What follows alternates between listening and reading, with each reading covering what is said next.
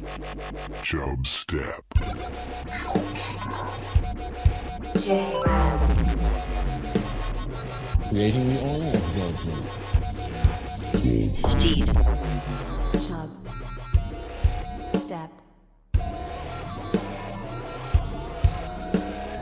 Ladies and gentlemen, I give you the king of the jungle. Do you understand the concept of the Tooth Fairy? I mean, trust me, I know guys. All we need is a beer in our hand and a bro by our side, and we are out of the way. Chorizo tacos. Are you saying chorizo tacos? Don't play around because I'm super hungry. Mr. Gorbachev, tear down this wall.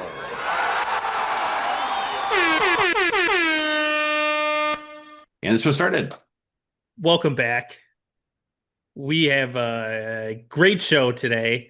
Great show last week. We're just going to keep it rolling. Keep listening, keep making money. Yeah, we're just every week. We've been doing this for so long now. Sometimes I don't even realize what I'm saying. The second we stop the episode, I don't know what I said during the episode. I go back and listen to it, and I have the same experience as the listeners. It just gets immediately out of your mind. Yeah. Some people like Jenna, my sister, the other day. She's like, "Oh, we went to the casino. I can't even remember it. The Loose Slots Casino." Oh yeah, like, I mentioned Loose Slots Casino. What are you talking about? She's like, yeah, in Chubstep, like a week ago. Yeah, I talked about the casino that had a commercial that said the slots are so loose they could use a chaperone, and that commercial popped up a few more times recently for me, and I said that was a controversial. Knew you were talking about but I'm glad she went. It didn't stop her from going. Yeah, she won big. Good. Those slots did need a chaperone. Yeah, good. Loose. Very loose. Very loose. Yeah, Steve, I saw something that was like the first real life horror experience I've had. Or like I'll just explain what happened here. It's middle of the day, so that's never what happens in a horror movie. No. But I am on a street in Chicago, just me walking by myself, and walking the opposite direction of me on the same sidewalk. You hear this little like roll of a walker. So the way walkers are set up, they have the two little wheels in the front and then they have the pegs in the back. So you kind of hear this, it's this dragging, rolling noise. And there's a lady wearing kind of a long, flowy dress, and it's kind of warm out, so it's a little bit thing. Very old lady, white scraggly hair is dangling over the front of her face. And she is just pushing this thing as this walker is scraggling down the street. And I'm like, this is the closest thing I've seen in real life to like what a haunted person looks like. Some demonic person looks like in a horror movie. And now I'm sure this lady would be mortified to hear that. In my You're mind, relating her to a demon ghost lady. Demon ghost lady. But I mean, like it was crazy. And then, like after couple seconds on of her doing that, then she like pushes back her hair, and she was kind of scary looking, her like just in general. But like the fact that it was just over dangling, scraggly white hair dangling over her face, she could have gotten a hair tie. I don't know what she was doing. She wanted to keep the sun off her face. You're right. You don't need a hat if you. She probably burns easily. Good for her having hair. Good point. That's nice. Yeah. Nobody ever thinks of a scary demon ghost as a bald, scary demon ghost. Good point. Are they ever bald? Not really. No, they always got to have wild, crazy hair. Thinning, sure, but never bald. Do you feel safe around bald people? I do. I guess, like, to me, you see a bald guy and you're like, that guy's got character. He's a stand-up guy. No way he's double-crossing me. Yeah. But you see somebody with wild hair and you're like, you instantly think they're crazy. Yeah. Yeah. Because I used to have long hair, and guess what? I kept a comb in my pocket. And I could whip it out like a guy from the 50s and start combing my hair. Yep. It was really cool. I offered my friend a comb, and he turned me down. He's like, "Oh, I don't need that." What? You need it. Trust There's me. no comb in your pocket right now. You need a comb. You need the switchblade combs. Do you like those? Yeah, and I I didn't have the switchblade one, but it was one of those, standard black Yeah. combs. Yeah, Just running through classic. your hair, Yep. Cool guy put it stuff. put it in your pocket. Yeah, and then you go do greaser stuff. Yeah, that is Stab cool. a guy. I don't know. Yeah. I like it. Anything you want to get to before we get to this main thing here, Steve? I think now that I have expansive views of Mount Hood and the surrounding area from the new studio, um, I'm realizing that we're basically like my state's just on fire. It's been on fire for like 2 weeks. Yeah. We need Trent to get out here. Yeah, I know. I got to get an update on Trent. I need to have him on the podcast. There's a lot of stories that I've heard, like, him tell me a quick summary type of thing that we need to have him back on for. I think he had another Las Vegas story where he got lost again or something. Oh. But yeah, we haven't talked to him much since he's done the hot diving, hot boys jumping. Hot boys. Hot guys. Hot sweaty guys. Hot sweaty guys jumpy boys, the jump boys. No, Trent is the one who fights the wildland firefighters. So it is bad. See, it's crazy. Like some of those areas, Washington, Oregon, California, it's like it's just there all the time. Canada, just always, fires. It gets a little smoky out here. Yeah, yeah. And I don't like it. It's starting to impact my views and yeah. Hey, you guys fix this so I have better views. Yeah, I mean it's one thing if it's like closer and I can watch the fires from like a distance. Yes. So you get a little warmth from them. Yeah, nice. I mean the new studio has a fireplace too, so yeah.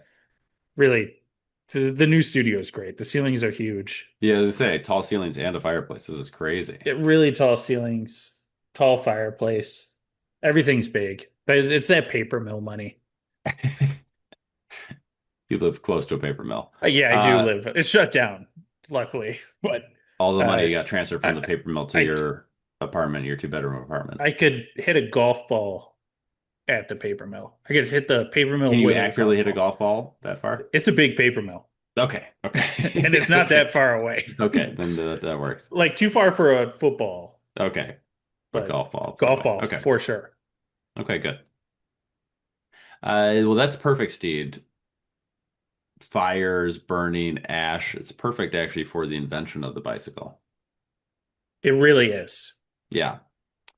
It was because a volcano essentially led to the creation of the first bicycle.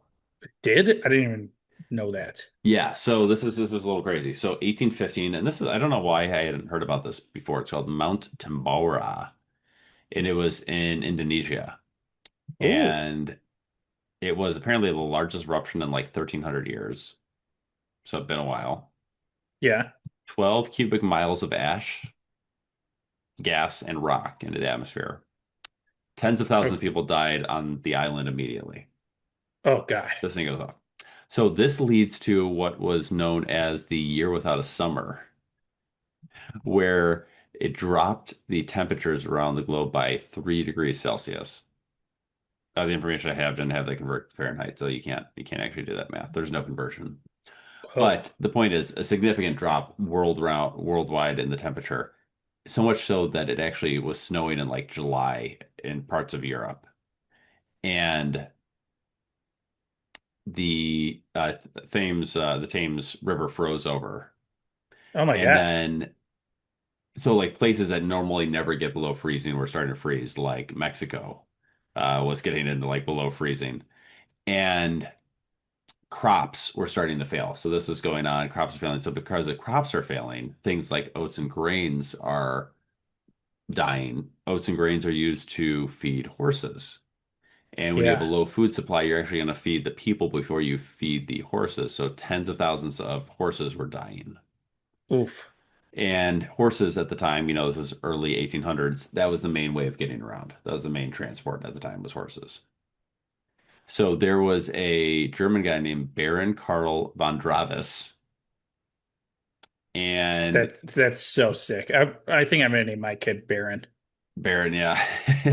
No, but that's Baron. Trump's kid's that is. Yeah, people think it was a Trump process. Yeah. It is a cool looking name though. Baron Karl von Dravis. Yeah, it's a cool looking name. So anyway, anywho, 1817. This is 2 years after the big volcano. But again, things have like not been in great shape since then. He's kind of seeing like, hey, horses are dying around us. People are using them for food instead of like transportation. How about something else? I'm inviting something else. So he invents the Luft machine, also known as the running machine. So it's essentially like what you would picture the little kids training bicycles are now. So you have a two wheels and then a seat, but no pedals. So you're straddling this thing and just like pushing it with a little handle thing. That would be fun. In It a is world fun, with like- nothing or just horses. Yeah. So he has like a better, it's like a, it takes less energy than running because you're using you can glide on the wheels, right? So you're moving your feet. It's kind of Fred Flintstone style. Yeah. So he does this and he gets from some 8 mile trek he gets to in under an hour. And that's something that never could have been done. It's a quarter of the time it would have taken a walk. Whoa. So they're like, hey, this is pretty cool. Now, unfortunately, this actually doesn't really work out for him so well because he ends up dying broke in 1851. It's tough. Yeah, apparently he was also an inventor that one of the early typewriters, a meat grinder, a periscope, a bunch of other things he invented. He doesn't really get paid for it. He's not a good businessman, a good inventor. He's all over the place. You can't go meat grinder. That's the thing. He's too periscope. all over the place. He was a bad businessman, but good thing. So this led, Steve. So that was kind of the first bike. Do you know what kind of the second bike was? The safety bike? No, before the safety bike. Oh. No, I don't know. I must have missed it. You've seen this before. It's one of the Oh no, most not the ridiculous stupid bike. Yeah. Yes.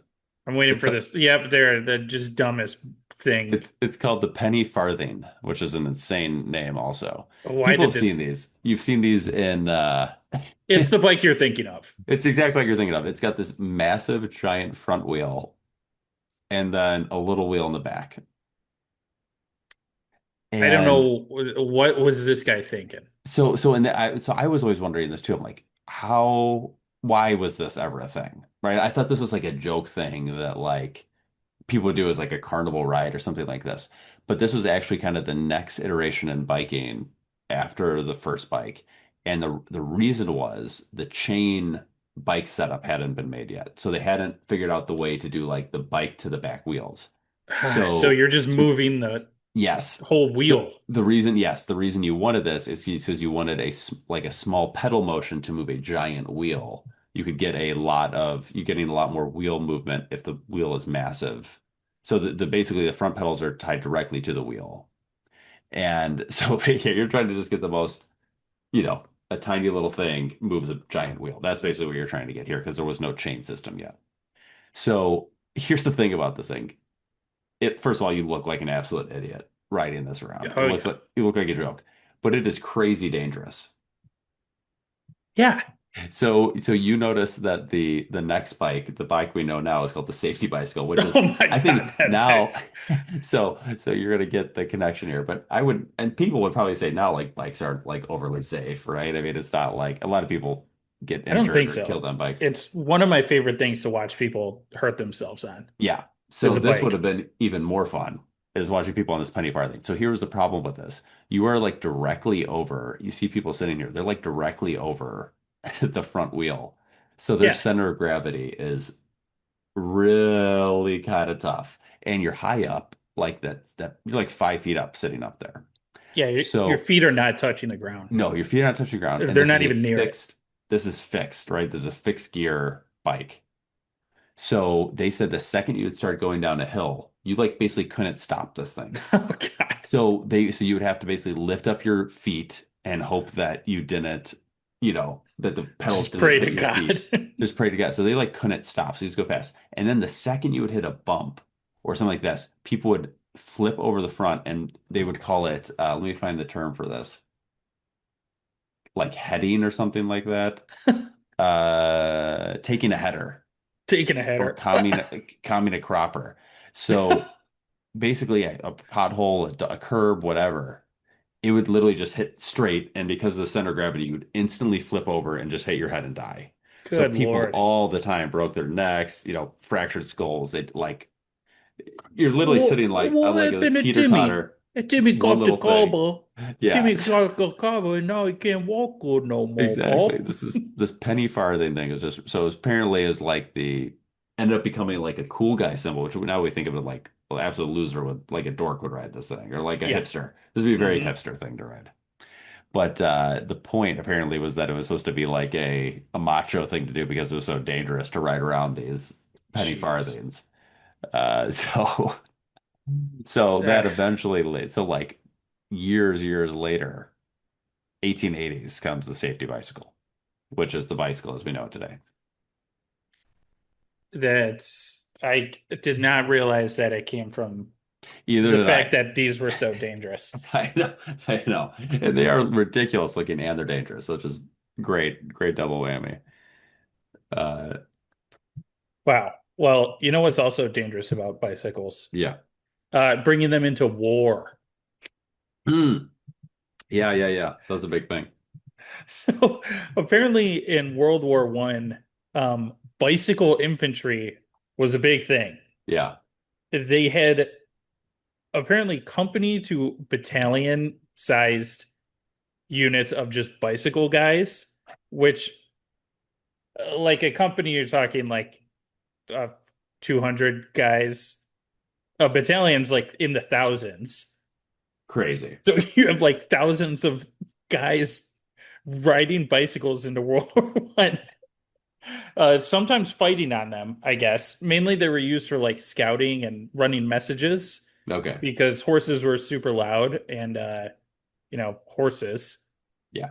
Bicycle infantry can come in and just wheel themselves down a road and get shot, and too bad you have a battalion of them. You just keep sending more bicycle men at the problem.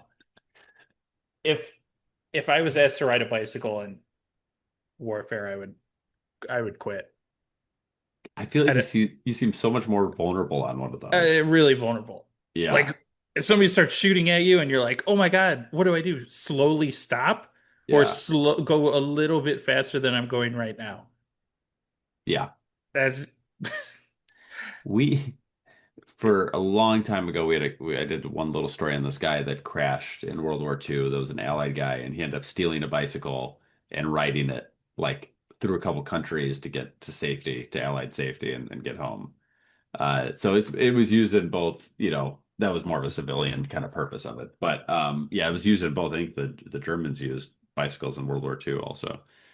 But just crazy. Yeah, it seems crazy because it just seems so like civilian. Like I don't know. It just seems the opposite of military. Like goofy little guys like kids riding their bikes around. Yeah. It's now like as you're older, it's the only people you see riding bikes are kids, people who are like really in shape, or just assholes getting in my way on the road. So I'm all three. I'm an in shape asshole and I pull around my kid. You put your kid in the back wagon? Yeah, I got the little trailer behind that I pull him in. That's the most unsafe thing I've ever seen. No, so this is actually what I do. There is a bike path that is on the other side of the lake from Lakeshore Drive from me. And I actually don't bike on the road at all. I walk until we get to the bike path and then I go on the bike path. Still dangerous. You get rear-ended by another cyclist. I thought about that. This thing is kind of like it's all metal frame and stuff like that. If somebody else runs into him, they're flipping over. He's got like a 5-point racing harness on with a helmet, and it's like a metal cage around him. I was like, if somebody else goes into this, they're flipping. Maybe not if it's one of the electric bikes that are heavy and stuff like that. Whatever. Could be a Sauron guy. Yeah, but in general, I think they would be more trouble than he would be. Could be a dog. What if a dog jumps on it? And you just keep riding along. Well, I see people that pull. Actually, I think the most ridiculous thing is when I see people bike in and they have their dog in the back trailer. Yeah. I see that. I've seen that quite a few times. And I'm like, either just leave the dog at home or like. The dog doesn't want to stay home. Cook your own dog! Here's a little quote. Susan B. Anthony. She said, bicycling has done more to emancipate women than anything else in the world. What? So they were actually pretty essential in a lot of the women's suffrage stuff. So 1800s, women couldn't really get anywhere because if they had to take a carriage, they go on horseback. They always kind of were supposed to be with a chaperone, or like it took a lot of work to get like, oh, I had to get, you can't take the horse, whatever. Anyway, the bikes were like, oh, a woman could just hop on a bike and go somewhere and go vote. Go vote. Yeah, they could go exactly. They could go vote. But it also led to, so it basically gave women a reliable travel source that they didn't, not everybody could afford a horse, not whatever, right? All the different things. So bikes were cheap and they could do that. But it also changed their apparel. They were no longer wearing skirts because you couldn't wear those giant skirts. Otherwise, yeah, creepers kind of look in while you're riding a bike. So you needed bloomers, or basically pants, to be riding around on your bike. Whoa. So it ended up changing the kind of the fashion there were, but there was guys. Apparently, there was engineers that thought that women were becoming sexually aroused on the bikes. So they created what they called the hygienic saddle, which was supposed to have like no padding in the middle spot, which now they do as like a comfort thing, but at the time it was to stop women from being sexually aroused while riding their bike from the seat. That makes sense. Yeah. Yeah. Because I've seen saddles too, like that they just have two little prongs coming up on the front, sometimes a prong in the back. It got out of hand really fast. So I do appreciate these guys coming in. Yeah, they were just trying to look out, making sure women weren't sexually pleased riding around. Goddamn women. First they want to vote, now they want to masturbate on bikes. Man's job, not a bike's job. Why do you think they're on those bikes so much? They must love it. Yeah. Nice wheels, Mike. This is new? Not quite. Like your mother, it's been previously loved and paid for by a couple of guys. I guess this means you cleared your debts, huh? No. I've added this to my debt. Okay, I get some bike crime stats first. Okay, I like bike crime stats here. Okay, so it's a big theft item in the U.S. here. Yes. 2.37 to 2.4 million bikes are stolen in the U.S. Crazy. You're 2.5 times more likely to have your bike stolen than your car. Yeah. I've had two of my bikes stolen. Oh. When I lived in Iowa, I bought like a $10 Craigslist bike, and then somebody stole it. And then I bought another $10 Craigslist bike, but it was better. Okay. And somebody immediately stole that one. I think they knew, where my bike was or something. Do you think the bike was stolen that you bought? Probably. I don't know. That's a good point. Yeah. It was $10 on Craigslist. Yeah. Maybe. I don't know. But so I've had two bikes stolen. So I think next I'm due to have a car stolen if I'm only 2.5 times. That's true. More likely. Yeah. It's 3% of all larceny thefts in the US. Yeah. So Randy Hamboy, who we've had on the show a bunch of times, we had talked about him. He had his motorcycle stolen like 2 or 3 times. And then also separately had a bicycle stolen, like was in a restaurant, had it locked up in front of the restaurant, came back and it was gone. It's tough. Yeah. It's really tough. He is tough 2-wheel. Tough with 2 wheels. Yeah. So yeah, but Steed, I do the double lock now because I'm so scared of it getting stolen. I do a U-bolt lock on one part, and then I do like a cable that has the plastic coating around the thick cable again. So I like double lock. Whoa. It. Okay. You probably look like paranoid, but yeah, right, keeps your bike safe. I just don't want to get in a bike. Okay, that's good. So I don't know if you're familiar with Canadian bike theft lore, but most people are. But yeah, go over it again.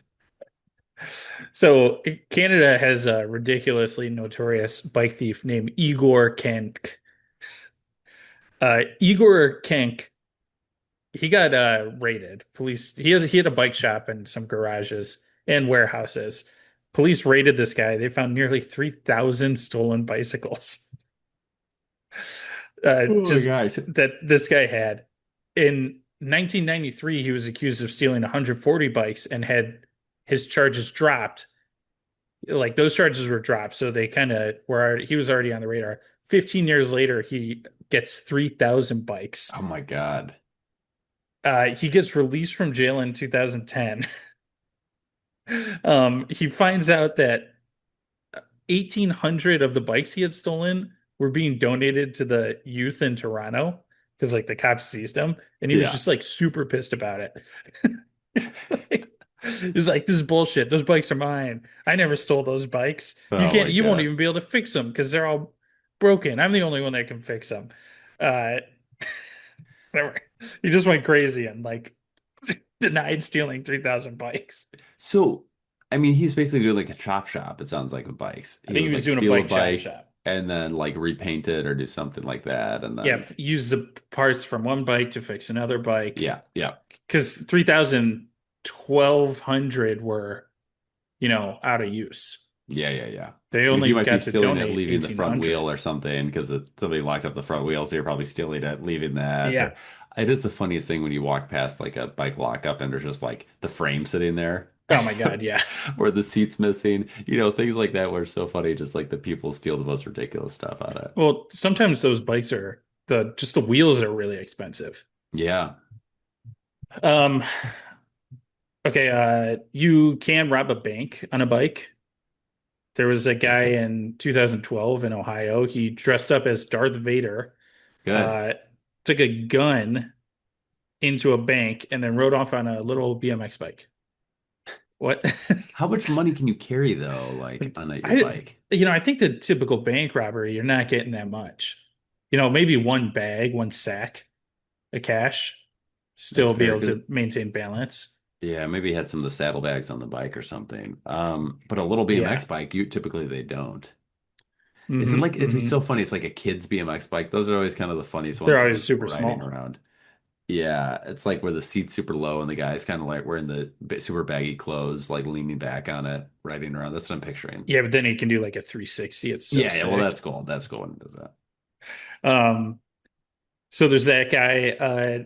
Big, massive bike crime went on in New York City. This probably goes on in Chicago too. Yeah. But they came out with city bikes. It's like our version of what's the Chicago ones? Divvies. It's like the divvies. So they came out with this in like I think 2014 maybe. Okay. Yeah, 2014-ish. So people would just like these bikes didn't have trackers or stoppers on them. They were just bikes and you're supposed to dock them. Yes. So if people would just wait around the thing, people wouldn't dock them properly. They'd steal the bike and just use it. And then whoever didn't dock it properly would get charged like $1,200. Yes. For not putting this bike back. And this was just happening all over New York. Yeah. Like multiple people were arrested. I don't know how they got these people. And they would drive it like into the water sometimes or you just put them in the river. Yeah. I don't know why people love putting bikes in rivers, but like there's so many bikes in rivers. I think that's where my one bike ended up. That got stolen. The only time I would like to do it is if I were on it and I'm going off like a ramp. I don't want to I just don't want to see a bike in the water. Like, the only time I go in is I'm literally like doing a trick. Yeah, doing a sick jump. Because I don't care, because I don't know how to land a trick. So it'd be perfect if I just land in the water. It doesn't matter. Yeah, I still wouldn't. I guess if you have a helmet on, it wouldn't hurt as bad. Yeah. Yeah, I'm not sold. Okay. I'm not sold on the bike into water. Yeah. What's the worst bike accident you've ever witnessed? Yeah, even like, all right, I'll tell you. Yeah, you start. I'm trying to think. I mean, there's so many bike accidents. Yeah. I remember seeing, but one of them I was riding bikes with my friend Max down our neighborhood, going down a big hill. and he starts swerving, like doing these big left swerve, right swerve, left swerve, and then he just like eats it on one of them. And we're going down a hill, so we're going fast. And he like, I mean, 20 feet, just like tumbling and flipping. Oh yeah. The bike's gone, and he like skids to a stop at the end of some guy's driveway, and that guy was taking his mail out, or like getting his mail. So he like. A kid comes and just starts like flipping, lands at his feet. The guy just looks down and like looked at his mail and walked back into his house. Oh, great. It was so good. Yeah. That is, yeah, I had one going down a hill. I don't remember how old I was, but I tried to do like switch my hands, like so that my left hand was on the right. That's really side, dangerous. And my right hand was on the left side. It's really dangerous. Down a hill, and I just completely flipped forward. But it was just kind of like I remember, like even though the whole bike flipped, like I just kind of landed on my butt, and like it was like best case scenario, and I was like that could have been so much worse. I'm never doing that again. It was those things where it just like landed in the perfect spot. I was like, okay, yeah, not doing that again. Yeah, that was. But one of the funniest accidents was when we were mountain biking with Frat Sullivan, and he was going up and down those hills. It was Frat, right? That the front axle broke. Or was that you? That the front No, axle but that broke? was my bike where Your the bike exploded. It was your bike, or was it? Were you letting Pat It was my borrow your dad's bike? bike. But No, it was I was Pat. riding. I was riding the bike. Okay, you were riding the bike. Yeah. Because he was with us. Okay, and you were going up and down these little rolling hills, and then all of a sudden, on like when it went down and then went back up, the front axle just broke, and all of a sudden you're standing there holding the handlebars, and there's just no front wheel. Yeah, my front the axle, I can't remember what the bike word for it is, but the thing holding my wheel onto the frame broke. My wheel just stopped and shoved back into the frame. So I started going over the handlebars. I pushed up over the handlebars and like did a split. This was an amazing feat. I wish you guys were behind me. I like do a split, land, do a cool ninja roll, and stand up. And I'm like, wow, that was crazy. Look back, the bike is busted, and we're like 2 miles away from the that was the problem. We were these tiny little mountain bike roads, like paths. And we had to literally carry this bike that's, not fun to carry when it's missing a wheel. And these are paths that are really designed for mountain bikes because they're really tough to walk. Yeah, they're single track and like up and down and up and down. And rocky and bumpy and roots and stuff like that. Yeah, that was not fun. That was a good time. Yeah. There was I don't know if you remember this. We went mountain biking one time in Chicago, and right in the parking lot before we even started going, there was a small curb. And I ride my bike and pop my front tire over it and keep going. Then you went to do it. I guess mistimed the pop or something, drove straight into the curb and flipped over your handlebars. I don't doubt that. I don't doubt that. That was great. Yeah, before we even started on the trails. Bikes are great. They're just so funny. Like, yeah, they are funny. No matter how good you are at biking, you can just still crash. Oh yeah, I know, it's crazy. That's why I just never go on the streets because it's just crazy. You're worried about yourself, but you're also worried about the cars that don't see you and stuff like that. It's just crazy. Oh yeah. I want to talk about the first couple Tour de France's. Oh God, yeah. Kind of like when we talked about the Olympics in St. Louis, that were just kind of a disaster.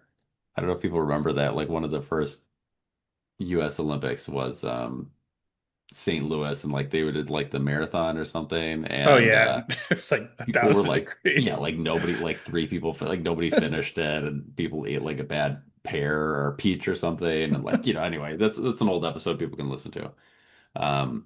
But this one was kind of similar. So 1903, 60 people set out, 21 finished. They said the problem was like they didn't, you're trying to figure out how to do this the first time, they have no idea. And there's no internet to like research any of this stuff. And they had one of the stages was 293 miles long. And you're doing this mostly at night. Oh yeah, of course. This guy who was a former chimney sweep named Maurice Guerin won the first one, which you would think a chimney sweep might have like the worst lungs out of anybody, right? They probably got lungs filled with Yeah, soot. that's impressive. So, but the problem was that like the cheating was just going all over the place. So there was, somebody got handed a spiked lemonade that gave them stomach cramps. Oof. People would grab onto cars and get towed to go faster. Yep. They still do Uh, that. yeah, I know. They'd switch with somebody that looked like them, like with a similar outfit. Oh Sounds my like their God. teammate doing it. One person apparently was, allegedly filled his water bottle with rocks and would throw it at competitors. Jesus. So then the second one, people took trains between. They caught a few guys taking trains Oh my. between stops, including the guy who had won the time before, Maurice Guerin. Oh yeah, that makes sense. And then apparently some of the fans were like throwing broken glass and nails on the road. Uh, one of the guys was physically attacked by four masked men. There were Oh, riots, people firing guns into the air. There was a few years ago we talked about this on Chubstep. There was a guy that was somebody's holding a sign, and do you remember this at Tour de France? Somebody's holding a sign, and like a bunch of people ran into this person holding a sign. oh yeah. He caused a gigantic pile Yes, up. yes, it was just like holding the sign, and like somebody ran in a huge pile up. And then 1904, top four finishers were all disqualified. Oh my God. So this is that second tour. The guy that ended up giving it, who was actually in fifth place, was Henry Cornette, who was 19 years old and till this day remains the youngest person ever win the Tour de France. Yeah, sure he did. Well, I But he mean, did if he's going accept- up against chimney sweeps. Apparently he had accepted riding in a car for but still won. I don't know, it's just like there's one of those things They where just they're like, can't keep disqualifying people. there's like this is such a disaster. But it ended up working out because now it's obviously the number one. It's only bike race anybody knows about. So Yeah, that's true. Yeah, somebody else in like 2023 or something threw a bunch of tacks onto the road in the Tour de France, and like 20 people popped their tires. crazy. And it wasn't like a protest or anything. It was Just for just fun. like some asshole that did it, and just nobody ever got caught. And a bunch of people just popped their tires. It's like some men just want to watch the world burn. Yeah, he just thought it was funny. Yeah. God, crazy. Any other bicycle things? I got some really expensive bicycles. Yeah. So I don't think that like any of these are like real bikes you can just buy. Oh no, you can buy this one. This one bike cost $40,000. Okay. It's a high performance road bike built for speed and power. It's titanium. What's the name of it? I'll show a picture of it. It's called the Lightspeed Blade Titanium. But that's the most expensive one that's like not just absolutely ridiculous. Because then you move up to a $46,000 gold bike. It's 24 karat gold leaf, 11,000 Swarovski crystals, Python leather saddle, Python leather handlebars. So yeah, but that's like the dumb thing where they're like, oh, this cup of ice cream cost $10,000, and it's because it's got $10,000 worth of gold in it, and it's like that doesn't really count. Like, what's the actual most expensive bike? Yeah, I don't like when it's just expensive stuff on it. That's what makes well, sense. get ready because they get stupider. Okay. There's a Trek diamond bike. Okay. Wait a minute. So yeah, this is like a real Trek bike. They did add some diamonds onto it. This one cost $75,000. I think the diamonds, hard as substance, they probably give you some speed somehow. Don't know how, but they do. You get $114,000, gold bike, $160,000 Trek Madone bike. This is the one Lance Armstrong rode, like in all his Tour de France's. Yeah. This bike sold at auction in 2009 for $160,000. God. It's pretty stupid. So what There's- makes these bikes so much better, Steve? Are they just like that much lighter? They're like they got to be like nothing to lift up, right? Well, the Trek Madone bike did. It was a collaboration between some artist and Lance Armstrong. Like it's got stupid yellow on it, and people are like, "Oh, Lance Armstrong," and then it turned out he was a big liar. The number 3 bike is the Trek Yoshimoto Nara bike. That one cost $200,000. This one is another Armstrong like logo artwork bike. And this one's more of an art piece, essentially. Yeah. But it's like I have no idea. You have another stupid Trek bike, which costs $500,000 for some reason. It has real butterfly wings on it. It's like art. What? Okay. It I guess looks kind of cool, but it's just got a bunch of things. This one also has a connection to Lance Armstrong's 2009 Tour de France. Everybody loves Lance Armstrong. And then the most expensive bike is a 24 karat gold extreme mountain bike. It costs $1 million. It is a fat bike, and it is like a pimp my ride bike. It's got those big ass tires. It's got big all gold everything. 24 karat gold mountain bike. It's beautiful. Only 13 were made. And the fact that 13 were made here. Yeah, that's the one right there. Yeah, I mean that one looks pretty cool. It's crazy that you would like make 13 of those. Yeah. Because maybe you can find one buyer, but you're not finding 13 buyers. No, I agree. That's stupid. Where are you going to put it? And also, is gold like that great of a material to use for bikes? No way. It'd be way heavier and not as hard. And by the way, when you're telling these little stories, here's a good idea. Have a point. It makes it so much more interesting for the listener. They're an okay way to get around, but not the greatest. Yeah, there's a reason cars were invented. Yeah, and rollerblades are way more, like, they're way better. Do you think so? Oh, for sure. I'd much rather be blading. Be blading all around town. I might get some blades. People know me. I might need to get some too. Yeah, you might be right about that, Steve. I'll say that's the blader. Who's that guy? What's he doing? How's he going so fast just wearing shoes? Those aren't shoes, honey. Those are blades. I watch him hop this curb, and then I'll do it, and then I'll go backwards like a 180. Yeah. Mm-hmm. I love and then that. I'll do a moonwalk. Yeah, people would know me around town. Yep. That's true. All right. Well, there you go. There's bikes. If you got a crazy bike story, crazy bike accident, email the show, chubstep.podcast@gmail.com. New shows once a week. Check us out on everywhere. YouTube, Spotify. We're on Spotify video now. Yeah, in the podcast and the video, whatever. You can switch audio, video, whatever you want to do. The show has ended. Be go. Now you know you got to go. Peace. This is Yasin.